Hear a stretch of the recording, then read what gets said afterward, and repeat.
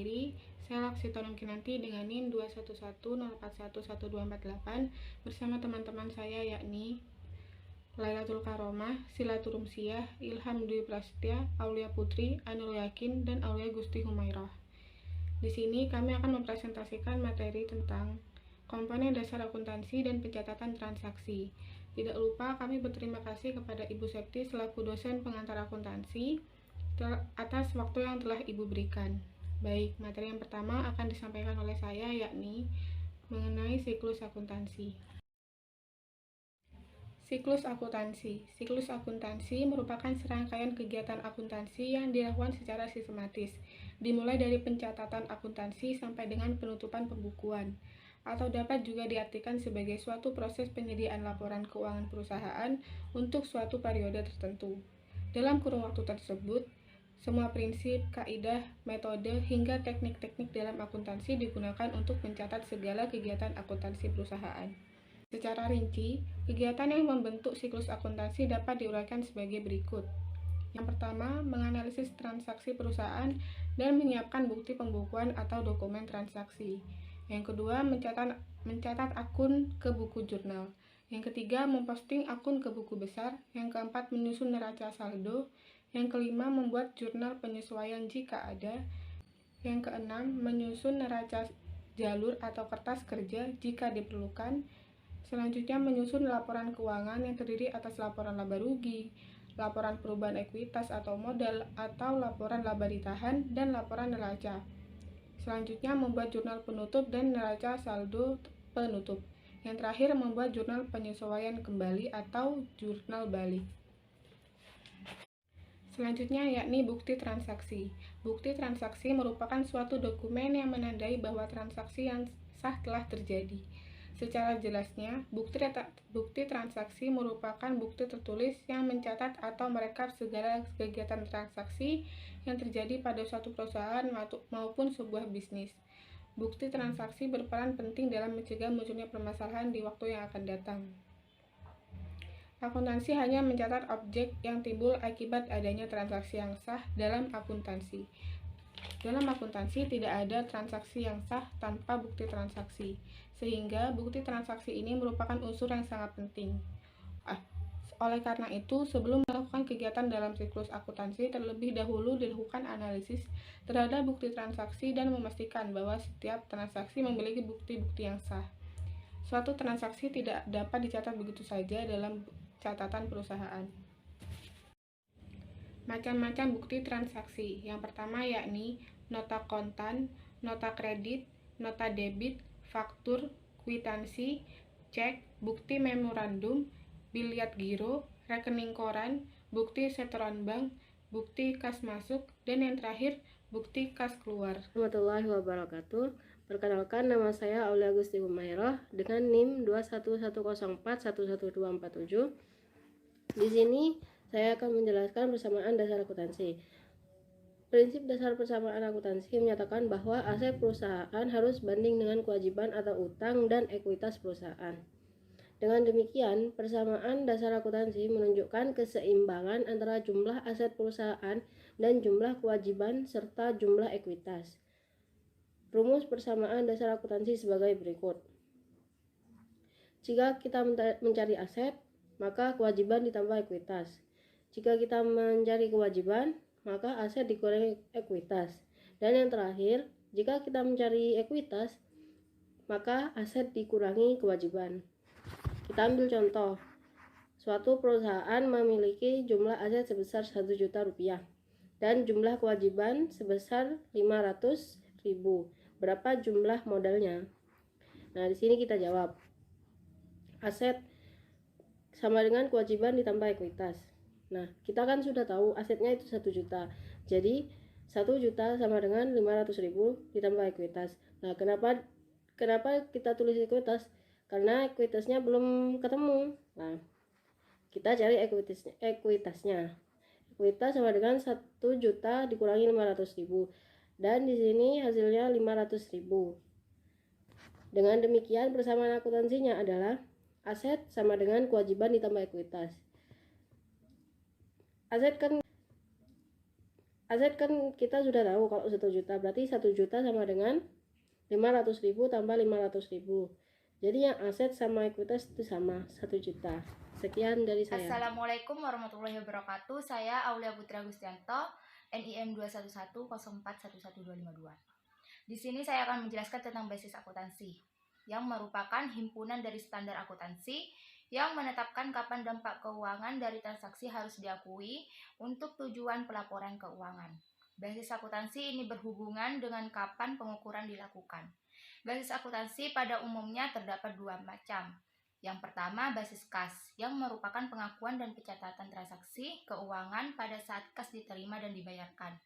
Dan yang kedua yaitu basis akrual, yang berarti mengakui dan mencatat transaksi atau kejadian keuangan pada saat terjadi atau saat perolehan. Saya akan menjelaskan tentang perlakuan akuntansi. Perlakuan akuntansi adalah aturan-aturan atau langkah-langkah yang dilakukan dalam proses akuntansi yang meliputi pengakuan, pencatatan, dan penyajian informasi keuangan dalam laporan keuangan. Pengakuan pendapatan diartikan sebagai pengukuran pendapatan dalam menentukan kapan melakukan pencatatan transaksi pendapatan untuk memberikan laporan keuangan kepada badan usaha yang melakukan operasionalnya. Pencatatan merupakan awal dari proses akuntansi. Hal ini perlu sangat diperhatikan karena akan mempengaruhi proses selanjutnya jika ada kesalahan dalam pencatatan. Pelaporan dalam laporan keuangan mendapatkan dalam laporan laba rugi yang dimana pendapatan menggambarkan bahwa pendapatan berasal dari kontrak yang diterima berdasarkan presentasi penyelesaian. Selanjutnya akan dijelaskan oleh teman saya. Baik, terima kasih. Di sini saya akan menjelaskan apa itu yang dimaksud dengan jurnal. Jurnal atau buku jurnal merupakan buku catatan kronologis terhadap transaksi atau peristiwa keuangan di suatu perusahaan. Jurnal merupakan catatan pertama setelah adanya bukti transaksi sebelum dilakukan pencatatan dalam buku besar, sehingga jurnal sering dikatakan sebagai catatan asli atau book of original end. Menjurnal atau journalizing adalah aktivitas meringkas dan mencatat transaksi perusahaan berdasarkan dokumen dasar secara kronologis beserta penjelasan yang diperlukan dalam jurnal. Selanjutnya yaitu fungsi jurnal, di mana fungsi jurnal ini terdiri dari 4 macam. Yang pertama yaitu fungsi pencatatan, yang artinya semua transaksi yang terjadi berdasarkan bukti dokumen yang ada harus dicatat. Yang kedua yaitu fungsi histori, artinya transaksi yang terjadi harus dicatat sesuai urutan waktu atau juga disebut dengan kronologis. Yang ketiga yaitu fungsi analisa, artinya setiap transaksi yang dicatat dalam jurnal harus merupakan hasil analisa dari bukti-bukti transaksi sehingga jelas letak debit atau kredit, perkiraan beserta jumlahnya. Yang terakhir yaitu fungsi informatif, artinya jurnal ini dapat memberikan informasi atau pemberitahuan mengenai transaksi yang terjadi. Sekian materi yang dapat saya sampaikan, dan materi selanjutnya akan dilanjutkan oleh teman saya. Baik, sebelumnya terima kasih untuk rekan saya yang sudah menjelaskan materi sebelumnya, dan di sini saya akan menjelaskan tentang materi buku besar. Buku besar adalah buku besar akuntansi, merupakan suatu kumpulan akun-akun yang digunakan untuk meringkas sebuah transaksi yang telah dicatat dalam jurnal. Buku besar juga dapat diartikan sebagai salah satu dari tahapan catatan terakhir dalam akuntansi, book of final entry yang menumpang ringkasan data yang sudah dikelompokkan atau diklasifikasikan yang berasal dari jurnal. Selanjutnya ada akun-akun buku besar seperti berikut. Yang pertama ada akun real atau real account, dan yang kedua ada akun nominal atau nominal account. Dan saya di sini akan menjelaskan terlebih dahulu Apa itu akun real? Akun real adalah akun-akun yang terdapat di dalam neraca. Misalnya saja aktiva, hutang, kewajiban, dan modal. Dan akun nominal adalah suatu akun yang terdapat pada laporan laba rugi, misalnya saja pada akun pendapatan dan beban. Dan selanjutnya di sini saya akan menjelaskan tentang macam-macam buku besar. Buku besar umum general atau ledger.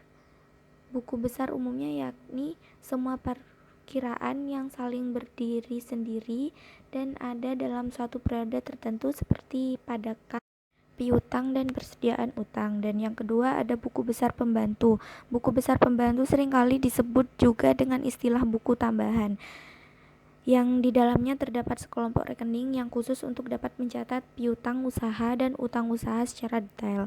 Baik, itu tadi yang hanya saya jelaskan. Kurang lebihnya mohon maaf. Sekian, terima kasih. Selanjutnya akan dijelaskan oleh teman saya. Selanjutnya saya akan menjelaskan tentang pengertian dari neraca saldo. Neraca saldo adalah suatu laporan yang memuat daftar akun beserta saldo-saldonya, baik itu akun yang bersaldo debit maupun yang bersaldo kredit. Dengan neraca saldo ini, kita akan lebih mudah mengetahui susunan aset, kewajiban, ekuitas, pendapatan, dan beban beserta saldonya masing-masing. Selanjutnya saya menjelaskan tentang membuat neraca saldo. Terdapat dua metode umum dalam membuat neraca saldo. Yang pertama total method dan yang kedua balance method. Pertama saya akan menjelaskan tentang total method. Sisi debit dan sisi kredit dari akun buku besar dipindahkan. Total sisi debit ditempatkan di kolom debit. Begitu juga dengan kredit. Jumlah kolom kredit dan debit dari akun buku besar dipindahkan ke neraca saldo. Keduanya harus sama jumlahnya. Selanjutnya balance method. Balance method hanya saldo semua akun transaksi buku besar yang ditampilkan. Baik, itu saja yang dapat kami sampaikan. Kurang lebihnya mohon maaf. Terima kasih. Wassalamualaikum warahmatullahi wabarakatuh.